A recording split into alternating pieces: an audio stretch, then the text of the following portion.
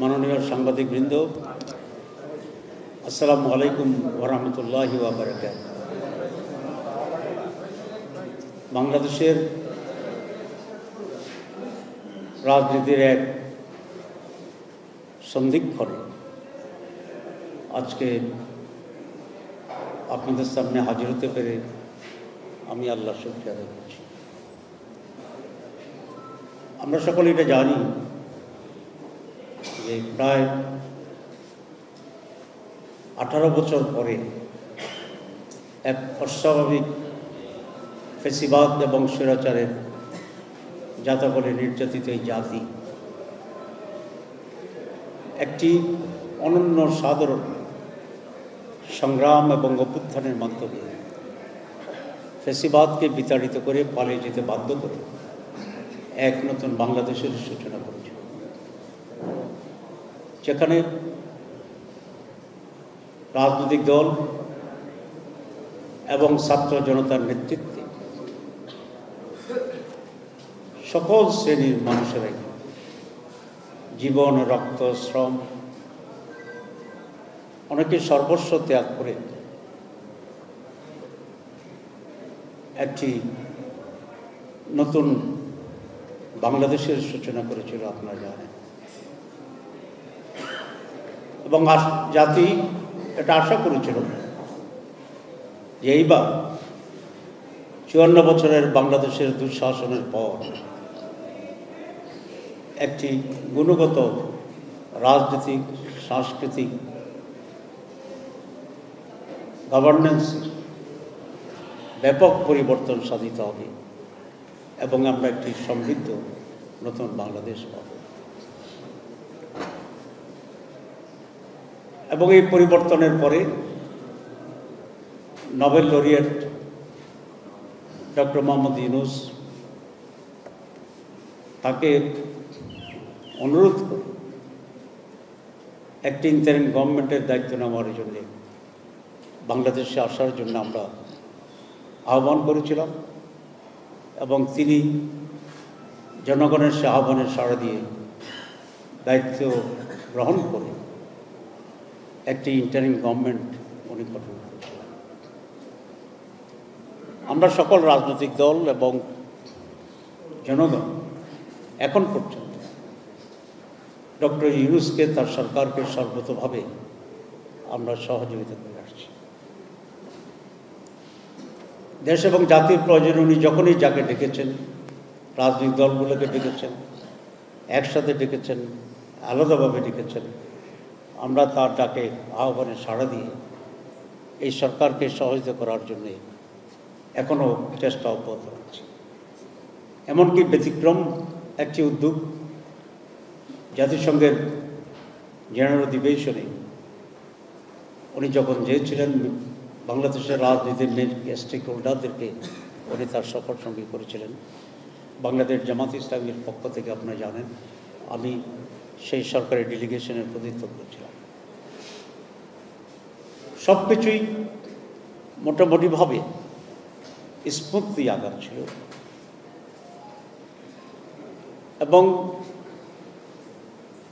Interim government এসে doctor Yunus 3টি ওয়াদা করেছিলেন জাতির সাথে।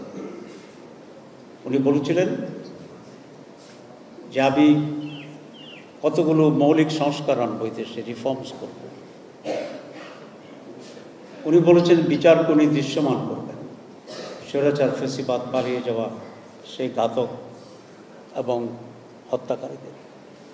ডিজাইন, এলিগেন্স, বিউটি, সেরা পণ্য সবার জন্য জেভিকো।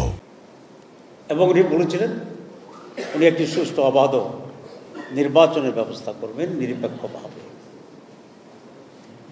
এবং সেই মোতাবেক সংস্কারের জন্য উনি কতগুলো কমিটিও করেছিলেন এবং সব কমিটির সুপারিশের পরে উনি একটা ন্যাশনাল কনসেনসাস কমিটি নামে একটা এফেক্স বডি করেছিলেন এবং সরকারের পক্ষ থেকে অনেকগুলো রিফর্মস প্রস্তাব নিয়ে সেই কমিটিতে আলোচনা শুরু হয়। 31টি রাজনৈতিক দল সেখানে অংশগ্রহণ করে।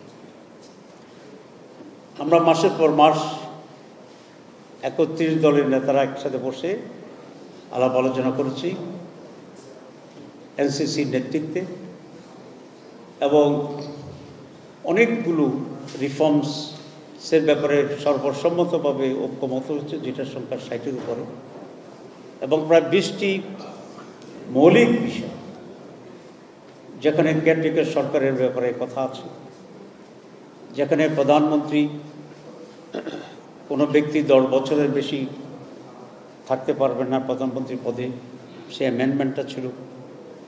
একটি দলের প্রধানমন্ত্রী এবং দলের প্রধান একজন হতে পারবেন না, কারণ এরকম হলে সমস্ত ক্ষমতা একজনের কাছে পুঞ্জীভূত হয় এবং ঈশ্বরের শাসক হয়ে ওঠেন। সুতরাং যাতে করে আর কোনো শরীর শাসন ফেসিবাদ তৈরি হইতে না পারে, সেজন্য এই ক্রসটিকেও সেখানে বিশেষ আলোচনা আনা হয়েছিল। কতগুলি সাংবিধানিক বডি আছে আপনারা জানেন, যেমন দুর্নীতি দমন কমিশন আছে, ইলেকশন কমিশন আছে, পিএসসি আছে, তারপরে অ্যাকাউন্টস ডিপার্টমেন্ট আছে। এগুলোকে আমরা সাংবিধানিক রূপ দেওয়ার জন্য ন্যাশনাল কনস্টিটিউশন কাউন্সিল নামে একটা প্রস্তাবনা ছিল। এরকম অনেকগুলি গুরুত্বপূর্ণ বিষয় ছিল এবং প্রেসিডেন্ট এবং প্রধানমন্ত্রীর ক্ষমতার ভারসাম্য নিয়ে আমরা অনেক প্রস্তাব নিয়ে এসেছিলাম। কারণ আপনারা জানেন যে এখনকার কনস্টিটিউশনের প্রেসিডেন্ট জাস্ট একটা ফিগার হেড। এক প্রেসিডেন্ট তো অত্যন্ত আফসোস করে বলেছিলেন যে ফিতা কাটা আর কবর জিয়ারত করা ছাড়া আমার আর কোনো কাজ নেই। আমরা এই পদটিকেও কিছুটা ক্ষমতা দিয়ে একটা ব্যালেন্স করতে চেয়েছিলাম এবং এ নিয়ে দীর্ঘ আলোচনার পরে আমাদের ভিতরে এক ধরনের ঐক্যমত্য তৈরি হয় এবং কমিশন এই ব্যাপারে সিদ্ধান্ত গ্রহণ করে। কোনো কোনো বিষয়ে 31টি দলের ভিতরে 29টি আমরা একমত, 2টা দল বিপরীতে ছিল। কোথাও আমরা 26টি দল একমত ছিলাম, 5টি দল বিপরীতে করেছে। কিন্তু সারা দুনিয়ার সিদ্ধান্ত নেওয়ার যে প্রক্রিয়া, যে মেজরিটি যেটা করবে সেটাই তো সিদ্ধান্ত হিসেবে আসবে, এর আগে ডিফারেন্স থাকে। কিন্তু এবারের কোনো সিদ্ধান্তই সিম্পল মেজরিটিতে হয়নি। মিনিমাম যেটা সিদ্ধান্ত হয়েছে সেটা হচ্ছিল কমপক্ষে 75% উপস্থিত সদস্যরা যখন একমত হয়েছিল, এবং সেই হিসাবে কনসেনসাস কমিশন আপনারা জানেন একটা চার্টার ঠিক করছে, যে সমস্ত অ্যামেন্ডমেন্ট হচ্ছে সেগুলো নিয়ে, যেগুলোকে আমরা সংক্ষেপে বলেছি জুলাই চার্টার। এবং এই জুলাই চার্টারের ব্যাপারেও সবাই আমরা একমত হয়েছি এবং একটা অনুষ্ঠানের ভিত্তিতে মাধ্যমে আমরা কিন্তু সব দল সাইন করেছি এনসিপি ছাড়া। সেখানে বিএনপি সাইন করেছে। আমার পাশেই সিটটাই ছিল ফখরুল ইসলাম আলমগীর সাহেব, আমরা সেটা সাইন আপ করেছি। এখানে সকলে মিলে এটাকে কীভাবে আইনি ভিত্তি দেওয়া যায় তার উপরে দিনের পর দিন কাজ হয়েছে। বিশেষজ্ঞদের নিয়ে কমিটি হয়েছে, আমরা আমাদের বিশেষজ্ঞদের নিয়ে কমিটি করেছি। সব বিশেষজ্ঞরা দিন রাত পরিশ্রম করে একটি জায়গায় একমত হয়েছে যে একটি সাংবিধানিক আদেশের মাধ্যমে এটাকে গ্রহণ করা হবে এবং এটার উপর একটা গণভোট হবে। গণভোটের পরে যে নির্বাচন হবে সেই নির্বাচন যে পার্লামেন্ট হবে, এটা কিছুদিনের জন্য কনস্টিটিউয়েন্ট অ্যাসেম্বলি এবং জেনারেল অ্যাসেম্বলি এই দুটি দায়িত্ব পালন করবে। এবং সেই জন্য 270 দিনের একটা টাইমকে প্রস্তাব করা হয়েছে, যে 270 দিনের ভিতরে এটাকে general assembly as a constitution এটাকে সংবিধানে অ্যাডপ্ট করবে এবং তারপরে এটা সাংবিধানিক ভিত্তি অনুসারে অ্যাক্টিভিশনে চলে যাবে। সেখানে একটা ইম্পিউনিটি ক্লজ দেওয়া হয়েছে, সেটা হচ্ছে কোনো দল যদি মেজরিটি পায় এবং তারা যদি একটি বাস্তবায়ন না করে এবং যেন যেন এদিক ওদিক করতে করতে যদি 5 বছর কাটিয়ে দেয়, তাহলে তো আর এটা হলো না। সেজন্য বলেছেন ওনারা 9 মান্থস 270 পঞ্জিকার দিন এর ভিতরে এটা করতে হবে, আর যদি না করে এটা স্বয়ংক্রিয়ভাবেই অ্যাকসেপ্টেড হয়েছে বলে ধরা হবে। এরকম বিধান সারা দুনিয়াতে আছে। সব ঠিক, বিএনপিও রাজি, আমরাও রাজি, আমরা সাইনও করেছি। হঠাৎ করে বিএনপি একটুখানি উল্টে গেছে।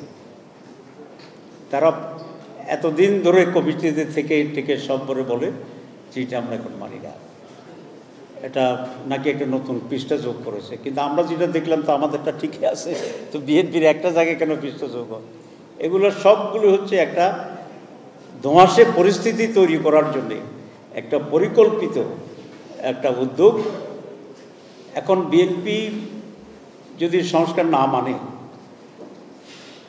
সংস্কার না চায়, তাহলে তাদের কমপক্ষে এই দায়িত্বটা ছিল যে সংস্কার প্রসেস শুরু হওয়ার আগেই তারা বলতো যে আমরা এই কমিশনে অ্যাটেন্ড করবো না, আমরা এটাকে বয়কট করছি।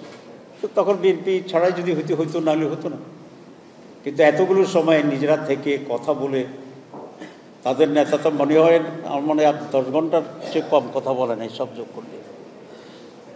আমাদেরকেও একসাথে করে আমাদের সময় ব্যয় করে আমরা একটা জায়গায় পৌঁছেছি। তো এখন এই কথাটি বলা আমি মনে করি তাদের দায়িত্বহীনতার পরিচয়, নতুন করে দেশে একটি রাজনৈতিক সংকট তৈরি করার অপপ্রয়াস, এবং ফেব্রুয়ারিতে যে নির্বাচনটি এসে গেছে এই নির্বাচন সম্পর্কে মানুষের ভিতরে সংশয় তৈরি করার একটি অপকৌশল, এবং তারা অন্যায়ভাবে এই সরকারের উপরে চাপ সৃষ্টি করছে। এটা একটা বিষয়।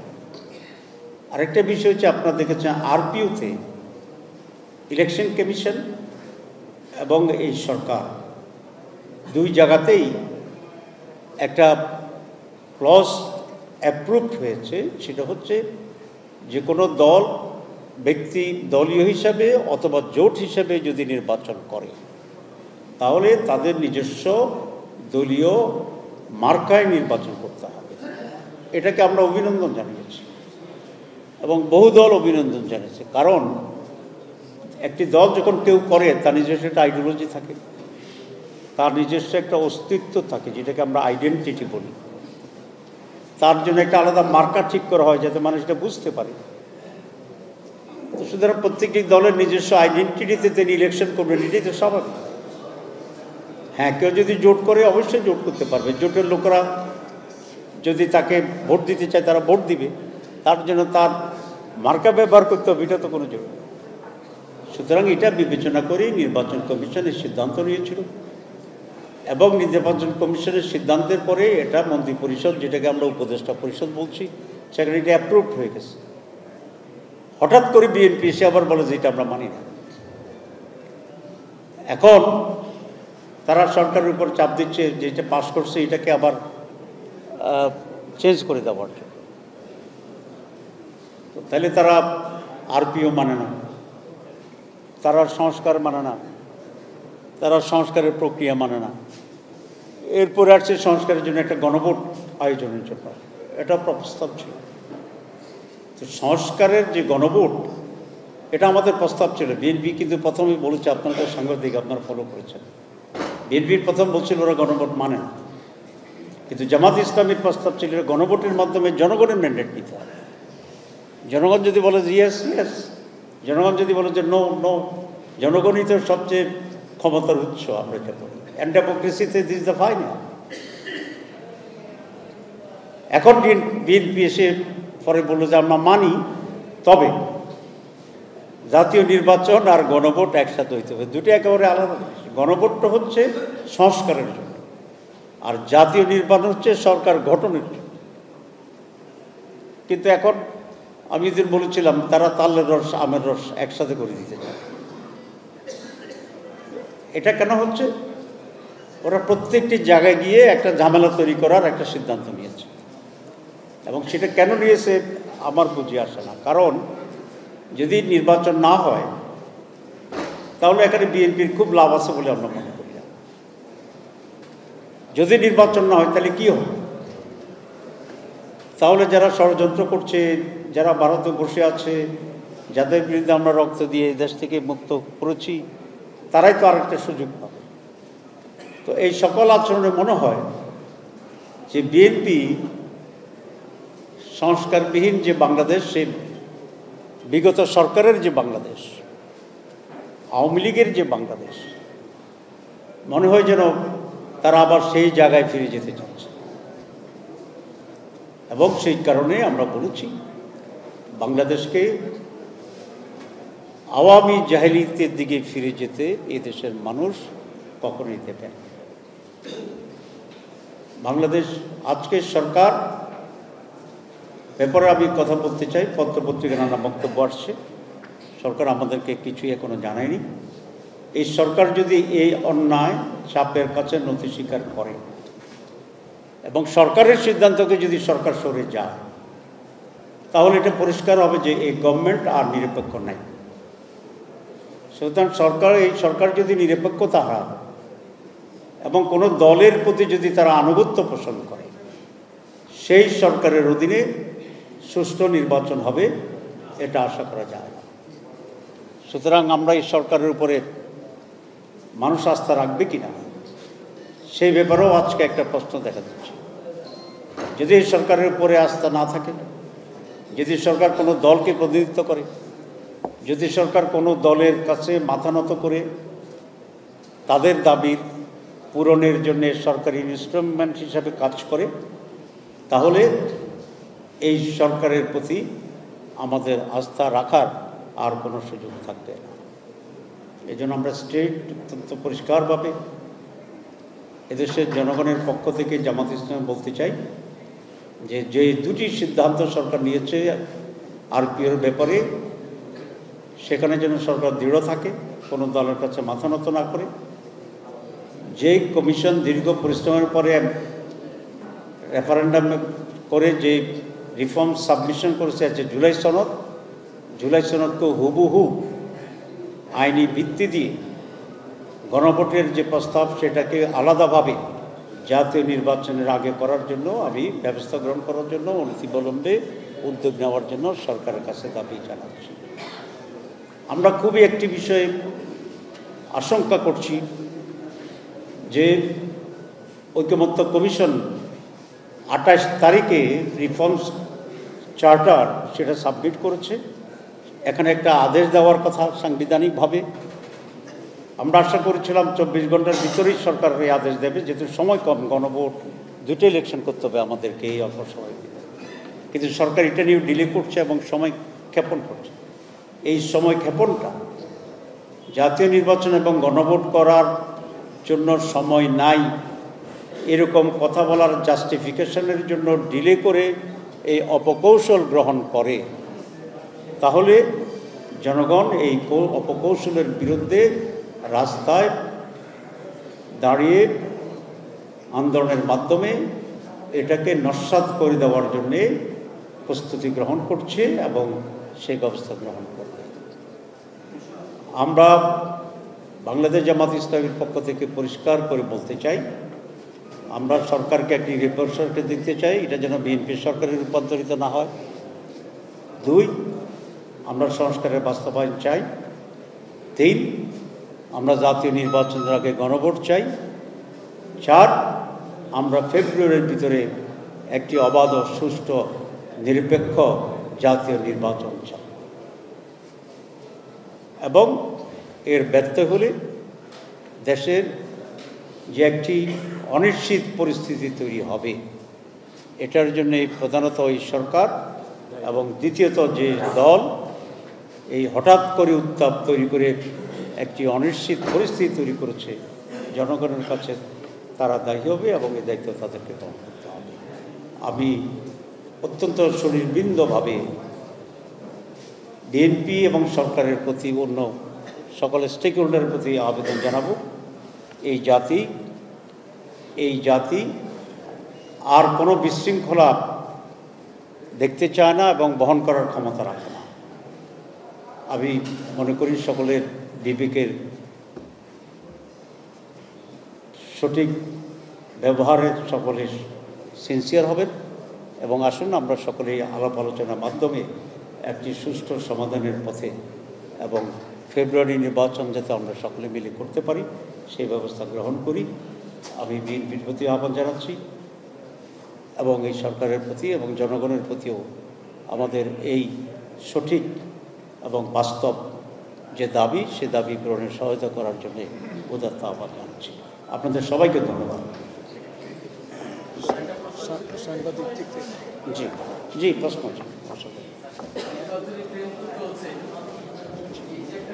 চলছে। এখন যদি কোনো স্টেশনে আপনি পাত উঠে ফেলেন তাহলে তো ওইখানে এসে থেমে থাকবে। তো এই জন্য আমরা চাচ্ছি কোনো ষড়যন্ত্রকারী রাস্তায় কোনো পাত যাতে উঠাতে না পারে সেভাবে সবাইকে ভূমিকা নেওয়ার জন্য আমি আহ্বান জানাচ্ছি। নিউজটা এসেছিল আমাদের সেক্রেটারি জেনারেলের বরাত দিয়ে। আমরা ওনাকে জিজ্ঞাসা করেছি, উনি বলেছেন এই বক্তব্য উনি রাখেন নাই, কিন্তু ওনার নামে কিছু বক্তব্য চালিয়ে দেওয়া হয়েছে। যেমন 4-5 দিন আগে একটা নিউজে দেখলাম যে আমি বলেছি যে জামাত ইসলামী ক্ষমতা গেলে 4 বিভাগকে আমরা অনুমোদন করে দেব। তো এই ধরনের বক্তব্য গত 5 বছর আমি রাখি নাই, আর কোনো রাখি নাই। এখন তো আপনারা জানেন ইন্টেলিজেন্স কি আছে না, আর্টিফিশিয়াল ইন্টেলিজেন্স, AI, এটা দিয়ে তো মানুষকে নানাভাবে নিয়ে যায়। এবং একটা ছবি দেখলাম আমি যখন নিউ ইয়র্কে আছি, যে ভারতীয় সেনা প্রধানের সাথে আমার হ্যান্ডশেক হইতেছে। আমিও নিউ ইয়র্ক আর হ্যান্ডশেক করতেছি আমি ভারতে। আমি এরকম বড় বুজুর্গ যে আমি বাতাসে চলে যেতে পারি, বিভ্রান্তপূর্ণ কথা।